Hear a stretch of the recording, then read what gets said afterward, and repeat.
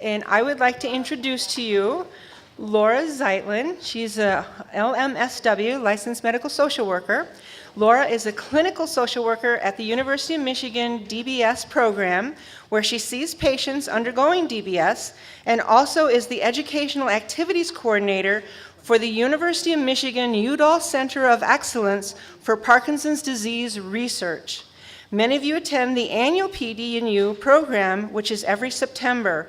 Laura is also on the MPF Professional Advisory Board and sits on the support group committee, where she provides expert advice in operation of support groups. And she's taken some time to be here today in amongst that schedule. Whew. Thank you, Laura. Take it over. Hi, everybody. Can you hear me okay? Yeah. Okay, good. So if you were in Caregiver Session 1, I want to kind of put the disclaimer out there that there is some overlap, so you have to bear with us on that. You can't talk about caregivers from different perspectives without having some overlap, so be warned. I'm going to try to focus more on what about the caregiver. So we talk a lot about caring for our loved ones with Parkinson's, and my focus for this presentation is really more about caring for the caregiver. How do you work this? Where's the arrow? There it is. Okay. Woo! Okay, nothing to disclose. So we talked a little bit before about diagnosis, and people have lots of feelings when there's a diagnosis introduced into their lives, whether it's Parkinson's or anything else. So these are probably common feelings that you've experienced along the way. When diagnosis happens, that's when caregiving begins. And there may not be physical caregiving that's happening, but as we love somebody, we are emotionally caring for them, just as they are emotionally caring for us when they love us. So caregiving starts right from step one. So at first, maybe there's not a lot of change. As Nancy talked about, things could be going along pretty much status quo for a while, and there may be some discussions happening. There may be a different tone to some of your discussions. Things that you may not have talked about before are starting to be considerations for you. And sometimes people start to think about, how might this change my work life as a person with Parkinson's, or my work life as a potential caregiver for somebody with Parkinson's. So that's kind of in the early stages. As caregiving continues, there's more help that's needed, and that balancing act of how much is too much. How much help is too much help? How do I preserve dignity? How do I assist without overdoing it, without being impatient? There's some changes in work status, so financial concerns start to become part of the picture. There may be some emotional fallout from changes in employment. So many of us identify who we are by what we do, that if there's change in that, there can be some identity issues and some struggle around that. Planning your financials, as Nancy mentioned earlier, getting your legal house in order, having those conversations, putting things in writing, those are all really important steps to take before you think you need to. Independence may start to be challenged. Things get slowed down. Some ADLs may be more difficult.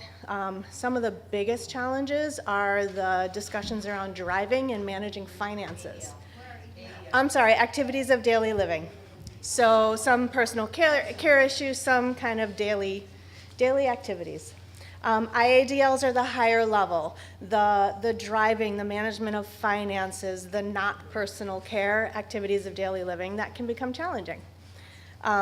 Driving can be a big point of discussion, and also managing finances. If somebody's always been the manager of the finances and it's not going so well anymore, transferring that over can be a real hit to the dignity, a real hit to self-confidence.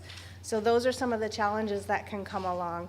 And so as a result of the changes for the person with Parkinson's, caregiver independence is challenged as well, because they need to be more involved. They need to take on things that may not have been kind of part of their daily life before. And so that whole dynamic in the relationship can change. Significant help can start to be needed on a daily basis. You can see, as was mentioned a little bit earlier, some cognitive and psychiatric changes can start to happen. And as a caregiver, you can't do it alone. just flat out, you can't do it alone. You shouldn't expect to do it alone. If you think you're going to do it alone, you are living in a deluded state and you are headed for a breakdown. So rein it in and recognize that none of us can do everything on our own. And the earlier that you can accept that and recognize that it says nothing about you or your self-worth, the better off you will be in terms of taking care of yourself while you're caregiving.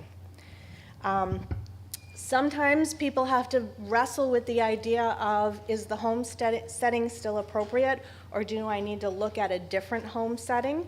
A different home setting, maybe we need to sell our home that we plan to live in our entire lives and look for a single level home. That is a huge and impactful change, but that may be a reasonable next step. Sometimes it's about, is home versus a facility setting more appropriate? That can be an even more challenging discussion and decision. So those are things that can start to come your way, and the earlier you're thinking about that and recognizing that those are realistic and reasonable thoughts to have and discussions to engage in, the better off you'll be in terms of your decision making going forward. It can be shared decision making, it can be planned versus reaction to a crisis. So we talk a lot about kind of the negative feelings that caregivers experience: resentment, exhaustion, feeling alone, feeling isolated, feeling devalued, feeling helpless, feeling depressed, feeling anxious, frustrated, afraid, and invisible, and I'm sure there's 1,000 more negative emotions. The flip side of that, and I think the side that we forget sometimes, is that caregivers can also feel incredibly powerful, positive emotions. They can feel capable and competent in a way that they may not have before. They feel loved, they feel loving, they feel valued, appreciated, honored to be able to do what they're able to do for their loved one, joyful that they can provide that, important, needed, appreciative that they're able to do that versus having to turn that over to somebody else, or maybe being in a position where they aren't physically capable of doing things. They can feel fulfilled by that, they can feel proud by their caregiving role, and they can feel powerfully protective. And those are very positive, very rejuvenating emotions that people feel, and I challenge everybody to catch yourself feeling those things. Because every time you are experiencing and feeling the negative, if you can catch yourself and balance it with the positive, you will stay better balanced. Struggles. So in Parkinson's, we know there's struggles with communication. Physical communication can be a problem in terms of actual speech, but also communicating about this big, giant third entity in our relationship. Changes in the roles in the relationship. So again, we talked about like turning over finances, or the care partner now becoming the driver when the person with Parkinson's was always the driver. People can struggle with finding resources. The amount of community-based resources can be varying from a very rich community-based network of resources to, in more rural areas, maybe there's nothing. Or maybe there's one agency that's trying to do everything for everyone. So finding resources can be really challenging. Managing stress was something that was noted. You've got to manage your own stress or you're going to implode. So really paying attention to managing stress is going to allow you to continue doing what you want to do as a caregiver. Coping with change. None of us like change. Nobody likes change, and there's constant change going on when you're talking about a chronic illness and the role as a caregiver. Ongoing grief and loss. Every time an ability changes, there's grief that accompanies that change. And recognizing that and honoring the grieving process, which is ongoing, allows you to not get crippled by it. The challenge of everything becoming about PD is one of the things I hear more than anything. Everything's about Parkinson's. Everything we talk about, everything we do, everything we think, it's all about Parkinson's. And that in and of itself can be a challenge because, you know, sometimes it's hard to remember what was life like before Parkinson's was part of our family. Anybody ever feel like that? Everything you do is not always wrong. It can feel like that. Again, it's that balancing act. But know that we all are just doing the very best we can. There is no roadmap. There are starting to be some handbooks, but you can't apply a handbook across the board to every person in every situation. So know that everything you do is not wrong. You do the best that you can, and you keep trying. I'm hitting a nerve, I'm sorry. So in terms of sort of stepping back and being all, professional about it, the effects of caregiving, caregivers show higher levels of depression and anxiety, higher levels of stress and frustration. They tend to be in worse health because they neglect themselves. Stressful caregiving situations can lead to harmful behaviors in terms of self-harm, and also just in terms of more negative coping mechanisms, alcohol, drugs, food, all the things that we do that are sort of self-abusive, we see those at higher levels in caregiving situations. Caregivers have a higher risk of heart disease and lower levels of self-care in general. Female caregivers fare worse than male caregivers do. They report higher levels of depression and anxiety and lower levels of kind of well-being and satisfaction and general physical health than male caregivers do. So I'm sure all the women in the room are like, yeah, I'm Superwoman. I do it all. I've always done it all. Which is why we see for female caregivers, these sort of markers tend to be at greater risk than with male caregivers. I'm so calm, happy, and well-rested, said no caregiver ever. Okay? Check yourselves. There are realities about being a caregiver. This may be part of that reality. Check yourself.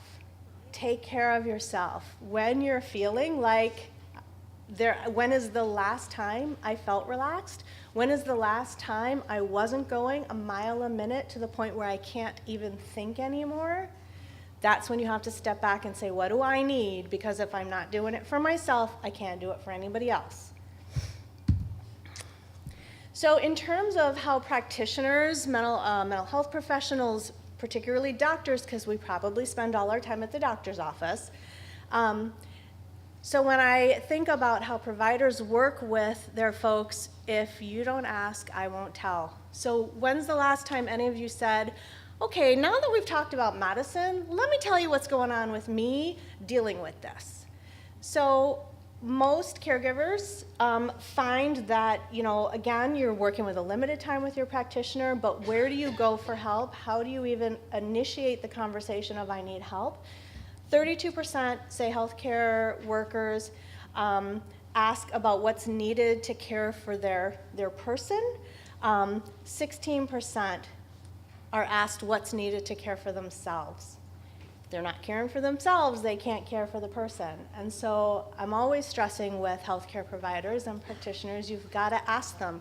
You've got to ask what's going on. You've got to ask what's needed, what's working, what's not working, because we can't offer you what's out there if we don't know there's a problem. If your doctors aren't asking you, you need to tell them, okay? We can reach you easier than we can reach your healthcare practitioners. Tell them you need help. Tell them you need to talk to somebody. Tell them so that it's on their mind and they can offer you assistance.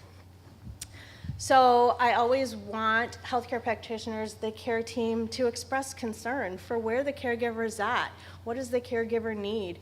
What's working day to day? How much help do you have? Do you have help?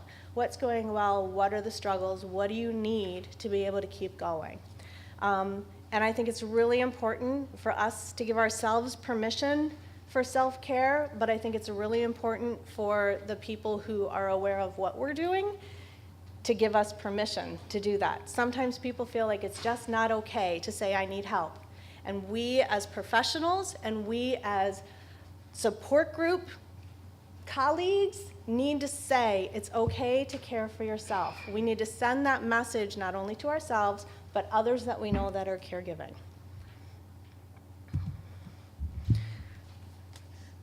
Some resources all sorts of stuff online.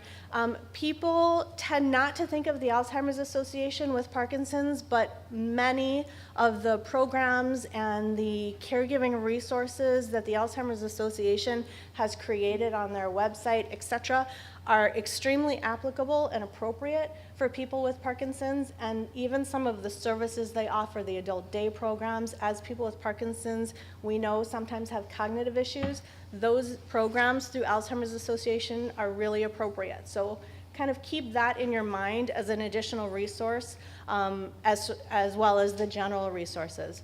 Caregiver.org has great fact sheets, tip sheets, one-page quickie reads that can kind of tune you into what do you need.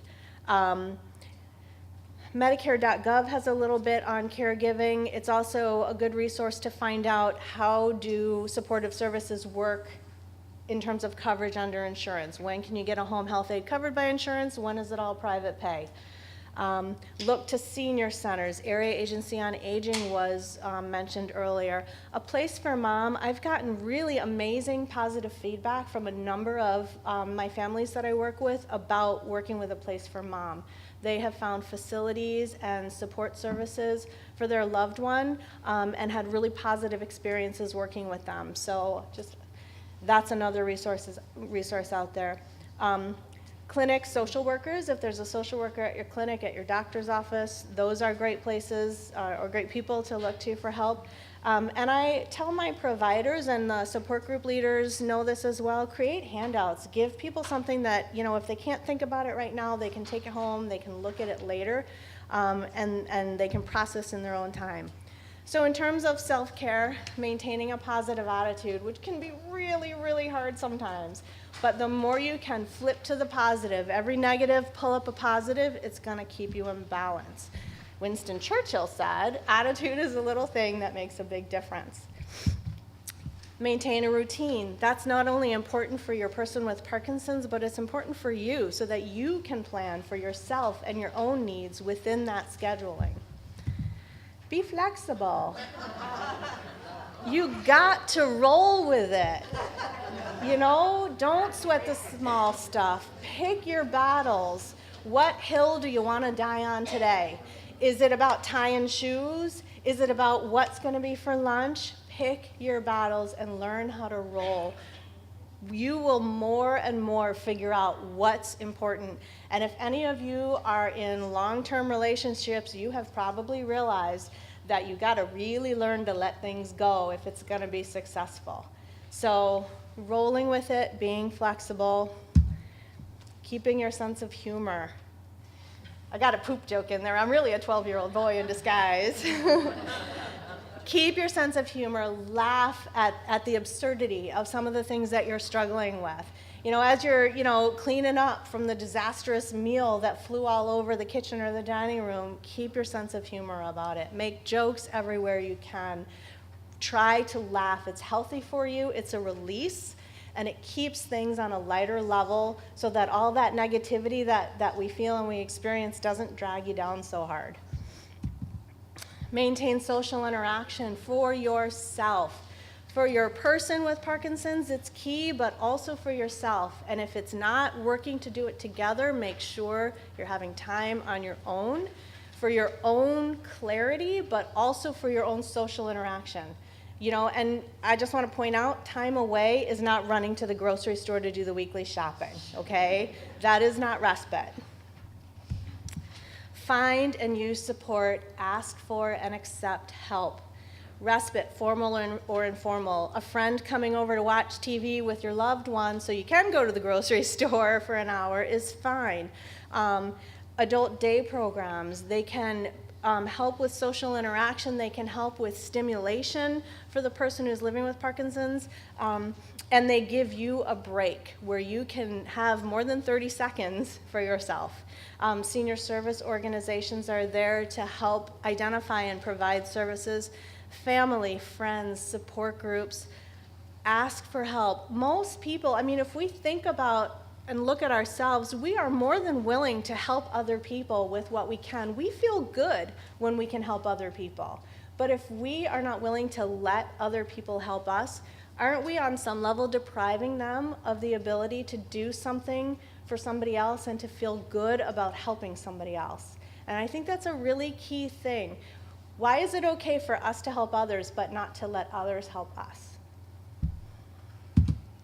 Seek counseling. Seek counseling if you're struggling with mood, if you are noticing anxiety, depression, anything that's different for you in a way that is interfering on a daily basis, that's a must for seeking counseling.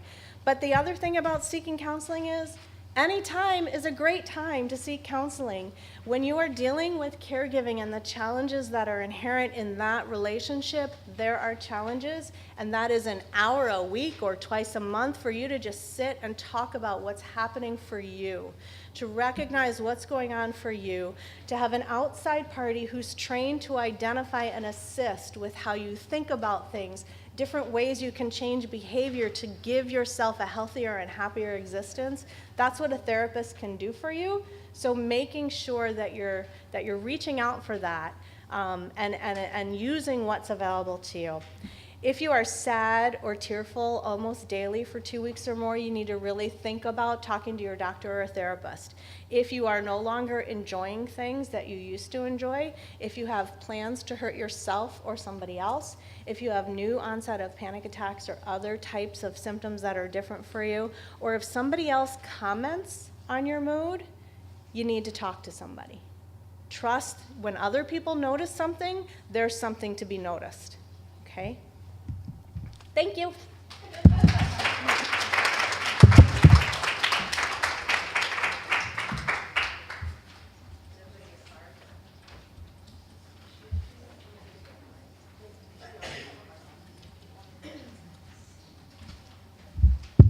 Thank you. Shall I introduce you, Karen? Sure. Since I haven't met you yet. How are you doing? I was just saying, I'm introducing this lady. I think we've talked on the phone, but we haven't met each other in person, so I'm kind of winging it here. I'll fill in the blank. Okay, and you do pronounce this as I think it is? Yeah. Okay. I'd like to introduce Karen Bugg-Foley. She's an RN and LMSW, which stands for Life. I'm a social worker. Social worker. There she is. She's a clinical social worker with the Mercy Health Hauenstein Neurosciences in Grand Rapids, Wisconsin, where she sees patients and also has the Alzheimer's. Wisconsin. Did I say Wisconsin? Yeah. Oh, it's because I'm from Wisconsin. I guess I want Grand Rapids to be there. Okay. Grand Rapids, Michigan. MI is not the same as WI, correct? Okay. I really am from Wisconsin. Must be a mental thing here. Oh, wouldn't you know, dementia support groups, maybe I ought to join. She's an adjunct faculty in the School of Social Work at Grand Valley State University in Grand Rapids, and please note that she's both a registered nurse and a licensed social worker. So welcome to Karen. Thank you. Hi, everybody. Hi. So I'm bringing up the rear in this conference today with this exciting topic that scares the bejeebies out of everybody. So I will try not to let it scare the bejeebies out of you. I wanted to let you know that for several years now, I've had the honor of working with a really neat program through the Hauenstein Center. We have a memory disorders program that not only diagnoses but treats and follows patients and their caregivers throughout their experiences with dementia. So I've had a great opportunity to speak with many caregivers. And frankly, when folks come to us for their various types of dementia, including Parkinson's dementia and Lewy body dementia, those are the symptoms that have become the troubling symptoms. And they're the ones that need addressing now.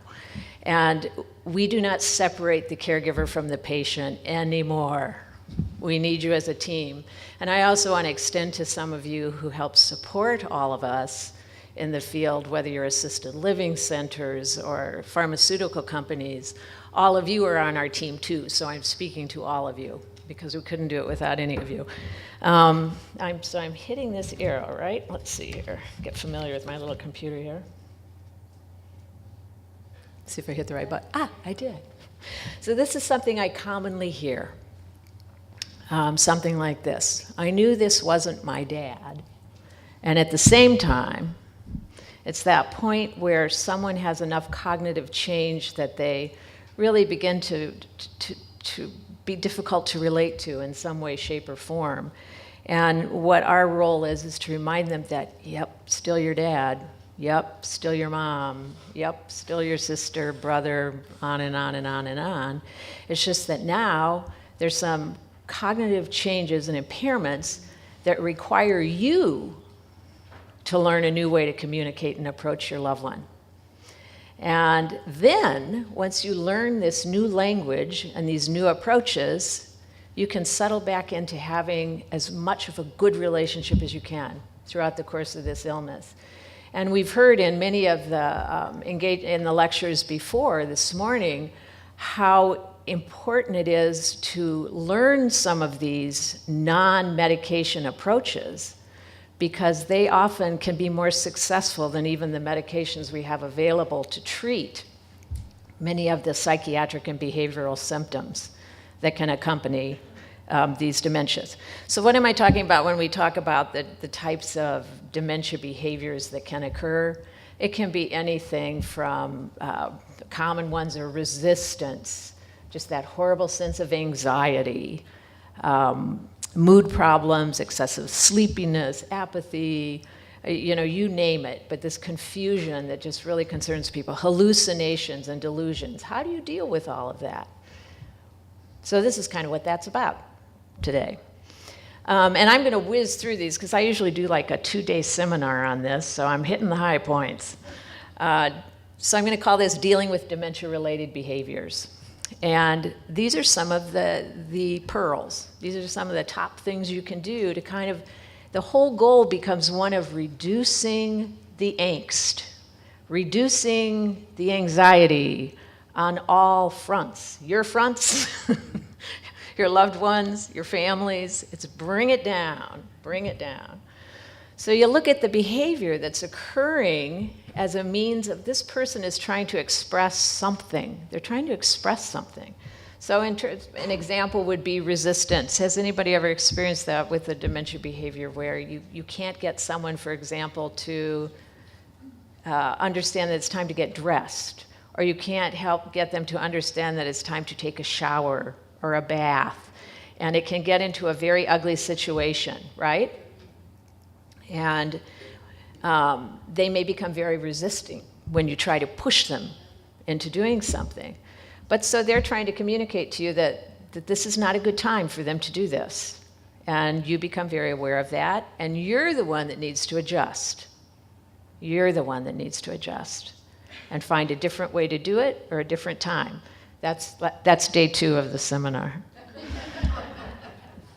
The second one, to help determine reasons for the behavior, look at what might have triggered the behavior. Is this person afraid, uncomfortable, confused about the time of day, confused about who you are, confused about what exactly it is they're supposed to be doing? You remember the situation about executive functioning and multitasking? That becomes more difficult. And if there are lots of steps to do something, they need it broken down. A very common one, if something changes all of a sudden, the person becomes just extremely confused, just out of the blue. You may have run into this already, where you've seen one of your loved ones in a delirious state. That's a medical condition. And sometimes it's not an aggravation of their dementia, it's a medical condition that can be treated, and that will often go away. Sometimes that occurs with surgery, when someone has an operation or they have to go to the hospital and they come out and then they're just in a different place, a different world. I don't know if you've experienced that. But often it just means there's a medical condition going on that needs to be treated. This is one of my favorites. This is the most, as far as I'm concerned, important rule ever. Do not attempt to reason with someone with dementia. And my, how we want to.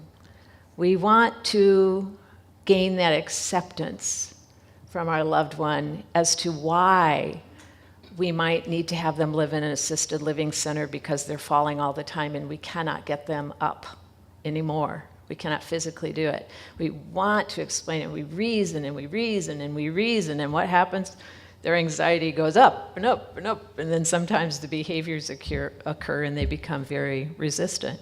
Does this happen at home? Yes. Does it happen in the assisted living centers? Yes.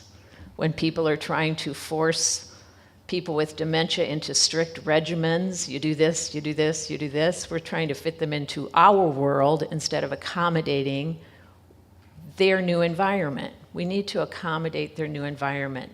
We need to look through their eyes and adjust our environments for them. Using redirection to prevent undesired behavior. So if someone is being very out of sorts, aggressive, resistant, anxious, what are some of the things you do to redirect their behavior? Some great ones, if you love dancing, is to just pull the person up and dance all of the sudden, out of the blue, or sing something. You're switching their attention to something more pleasant. Using the word let's go over here for a little while and fold these towels. Let's go over here for a while and take care of the cats, the chickens, the whatever, you know. Let's talk about that car you had in 1957.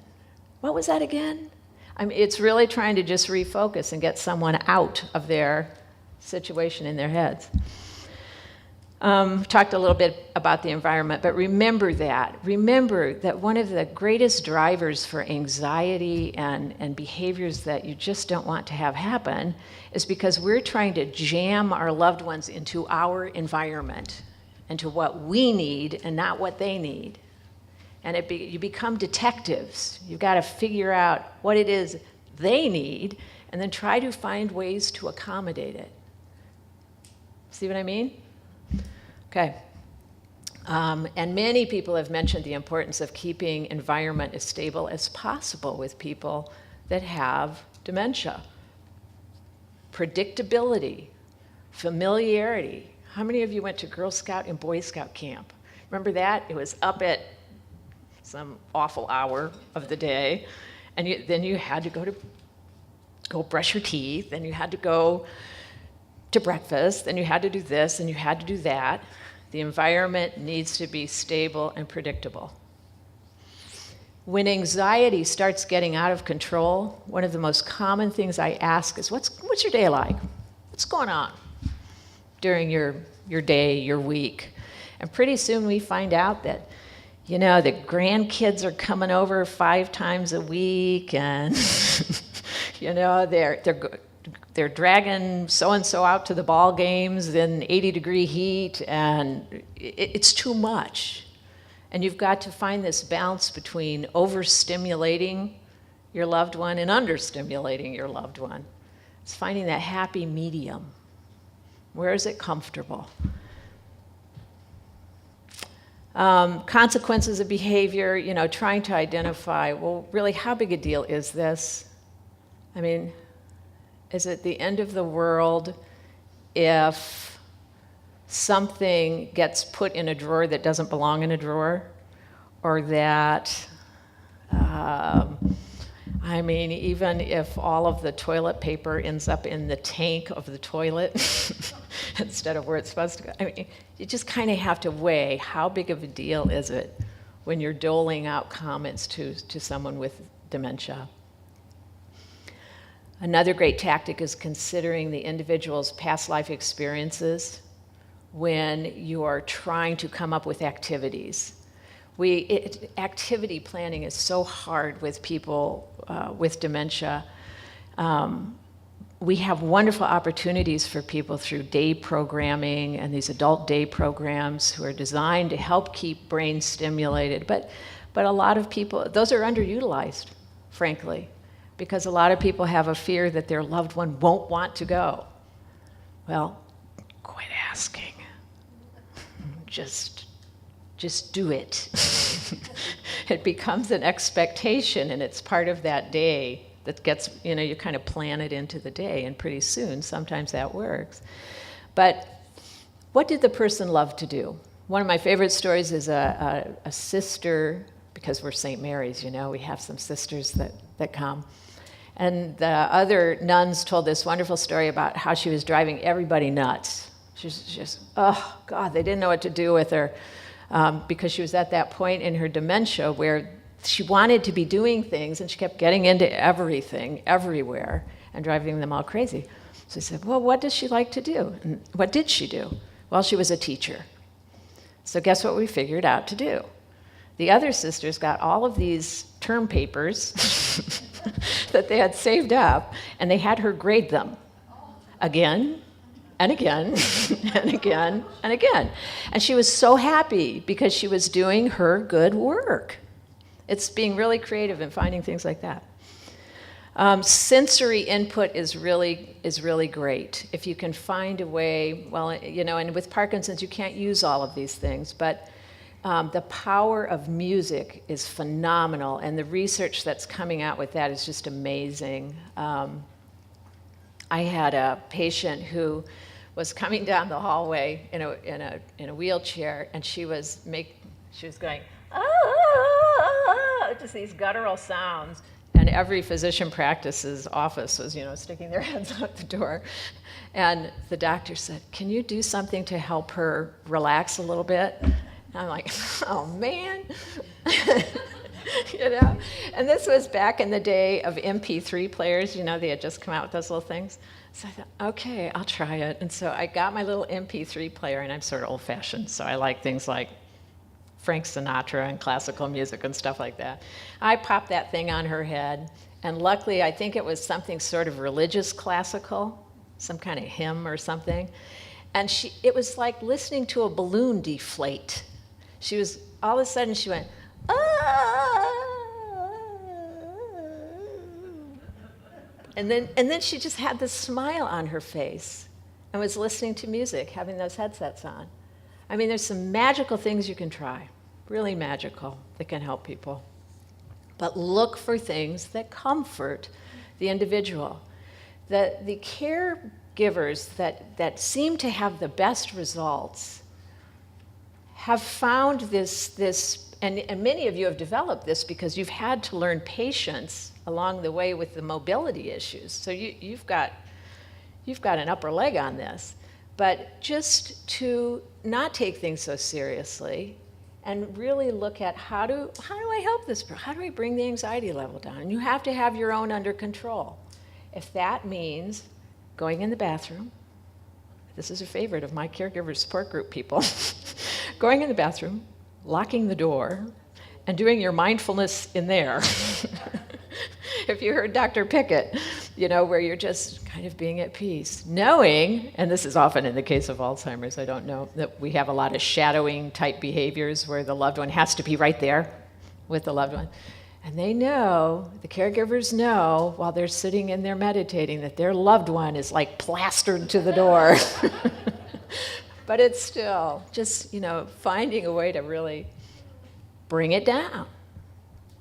I wanted to talk a little bit about hallucinations and delusions because these can be so troubling to caregivers, and you kind of pick and choose. So in our clinic, a lot of people talk about hallucinations and delusions, and of course hallucinations are sensory experiences. There's things that you see or smell or hear or touch or, I missed one, feel or taste that are not there.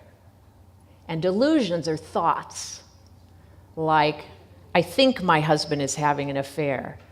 I think they are hiding things in my house. Someone's taking all of my stuff. Those are delusions when you think. Delusions are thoughts. So in our clinic, we do not pharmacologically treat, we do not use medications for hallucinations and delusions unless they are so disturbing to the patient and so frightening and so disruptive, because those are powerful medications that can be really hard on old bodies, older bodies. And we're going to be really careful with those and use very small doses when we need them. So what we try to do is a different approach with them when they're not frightening. So we have a good way to do it is to have your loved one talk about their experience. What are you seeing right now? Tell me about this. Tell me about this kid you see right now. You're calm and patient. Their brain is seeing this. They are hearing this. It is a reality to them. So you can say, well, I understand that you're seeing those kids playing out in our backyard. I can understand that, and you've told me about them, and they sound like they're having a good time, but I do not see them, and I think you're having a hallucination probably. Matter of fact, calm, patient. And you provide reassurance. They'll be gone soon enough. It's a hallucination. It's, probably related to your Parkinson's disease, or it could be related to something else, but it'll go away. Let me know. Sometimes things in the environment can seem to trigger those too. So like a chair might look like something. And if it becomes a troublesome chair, get rid of it. There again, it's changing the environment to make the loved one more comfortable. Safety is a priority. So if delusions become very threatening to you, or you feel that you are in harm's way in any way, shape, or form, you are to get out of the house. You are to go away and get help. And in some cases, people need to call 911 from someone else's place and have someone come and help and get your loved one to an emergency department so they can be assessed and treated. But never put yourself in harm's way. It's very important. And then educate others about how to deal with this. One of our other social workers had a wonderful experience where she walked into a room and to visit with a patient, and she was about to sit down, and he said, "Don't sit there! You're going to sit on him!" And Barb looked down. She said, "Sir, would you move?" She just validated that he was seeing this man. "Sir, would you move?" And then she looks at the patient and she said, "Did that work?" And he said, "Yeah, that was good. It's gone." So you educate others. But hallucinations and delusions, often they're often more troubling to you as carers than they are to the person experiencing it. Sometimes, actually, they can be enjoyable and provide some entertainment, So don't be too hard on those unless they're very frightening or worrisome. And, I do have so many things I could tell you, but, and putting whatever deity you want in front of this, if you want a deity in front of it, I think the serenity prayer is the one that often helps people through many of these situations. Grant me the serenity to accept the things I cannot change, the courage to change the things I can, and the wisdom to know the difference. And that's the name of the game with this. And I hope that we all get a chance to talk a little more about dementia sometime. Thank you very much. If you have any questions.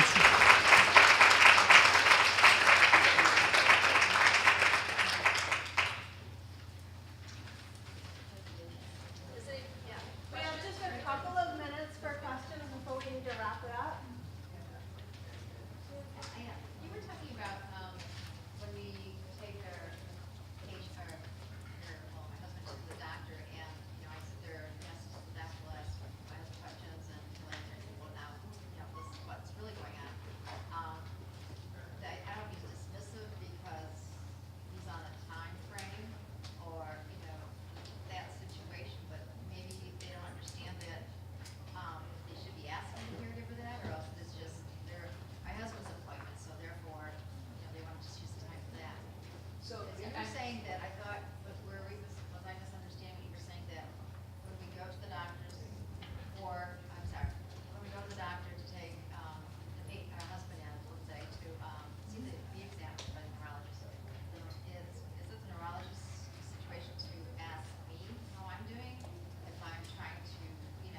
ideally, we would like to see that. We would like to see first of all, I like to see the caregivers or the care team addressing the patient and finding out their perspective, but I think it's also really important to say what's your perspective on this so that the caregivers can give their input and validating it by saying, we don't always see ourselves the way others do. So making sure you're giving your perspective, particularly if your stories are different.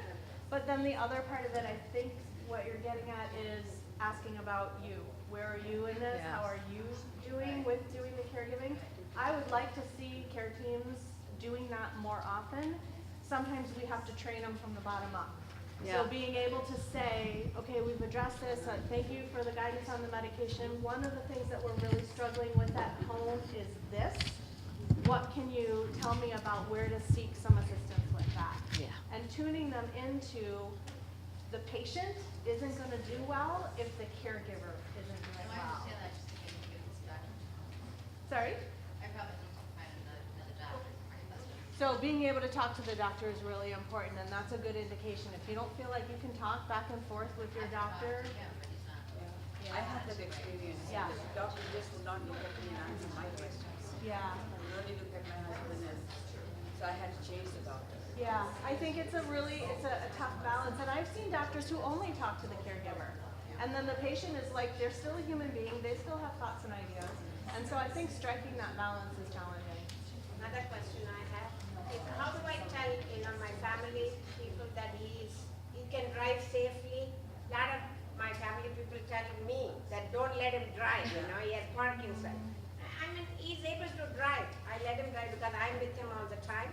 And he does go to stores and all by himself. I'm pretty good in driving.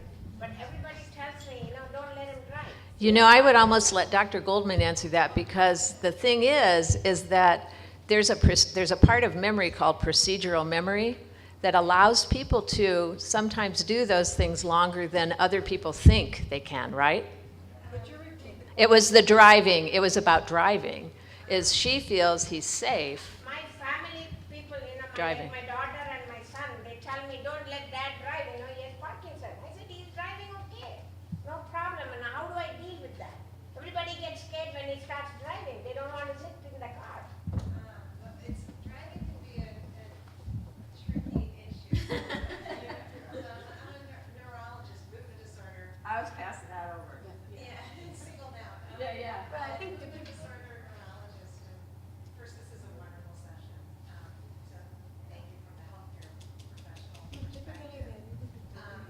But sometimes there are, can you hear me? Okay. Yeah. That sometimes there are automatic behaviors that are still very much intact. It's kind of, when people have trouble walking, but yet they can ride a bicycle, right? They can dance, and probably similarly for other less motoric tasks that are cognitive. Driving can be tricky because people have different perspectives, and sometimes even spouses without Parkinson's don't like how the other spouse drives. Yeah, that's true. So we work sometimes if it's an issue or there's not good enough clarity, we work with occupational therapists who do driving evaluations. Centers vary on how they do it. Requires a prescription, at least on our end. I'm in Illinois, and we say driving evaluation, and there are various occupational therapy departments, some of the rehab institutes, they'll take them out of the car. Sometimes there's simulators, and they'll issue a report that, at least from a physician, helps me make a determination if I need to. And it takes them out of the relationship equation where it's. But mine tells me if he cannot drive, he lets me drive. But the other not all people will do that, and I think that's where the conflict comes in. What we see in our clinic is that, when there is a situation where the person maybe really isn't safe anymore, but they aren't acknowledging that. So when it's a point of conflict, most people will self-limit pretty well, but not always. So if it's becoming a point of conflict, that's what we do, is the occupational therapy driving evaluation, because again, it takes it out of the relationship. They get the final say. And- You know, yeah. and the other thing is, in the state of Michigan, if you get a driving evaluation through Secretary of State and you don't pass, that's it, your license is gone. An occupational therapy driving evaluation through a rehab institute is designed to help you continue your activities in a safe way. So sometimes it's about adaptive equipment, and they can coach you around that. So having that discussion about how can we get somebody else to make that judgment for us. My husband is not very much deeply into Parkinson's yet, but he's very stubborn. When I see something or ask him, he's stubborn, but he's not that way with anybody else. Everybody tells me what a sweet person he is. But my life is miserable because we are constantly this way. Right. What do I do? You see a psychotherapist like me. No, I do a lot of family counseling, and because what's happening is the roles are starting to change. I mean, the way that you relate and communicate over time, it has changed, and it's really difficult. I feel there is some resentment. There probably is. Yeah. And you're in that role, and sometimes if you have the resources available, if you can pull yourself out and let somebody else be the bad guy, you know, even if it's a family friend, even if it's, you know, they'll listen to, you know, their cousin or they'll listen to the neighbor, just removing yourself from that, you are the focus of everything that they don't want to deal with. Just stepping out. Exactly. And so removing yourself from that whenever you can, I think is helpful. He's very charming with everybody else. Of course he is. Perfect. But that is why it can be good to have kind of an objective person help you negotiate kind of those new ways Throw your of. buffer in there. Get your buffer going. It's like with children dealing with their stepmother and how they treat her so nice. And I'm trying to explain to them, that's because she doesn't have to love them. I will regardless of how you treat me. You are all your loved ones' safety. Yeah. I mean, they count on you to help them interpret this new world. And especially when dementia comes or when their cognition changes, you're the ones that can help them navigate the world. And if you're able to do that, find these new ways to communicate and approach, they will do well. They will do well. Thanks everybody for coming, and if you could put your evaluations on the table for us, that'd be great.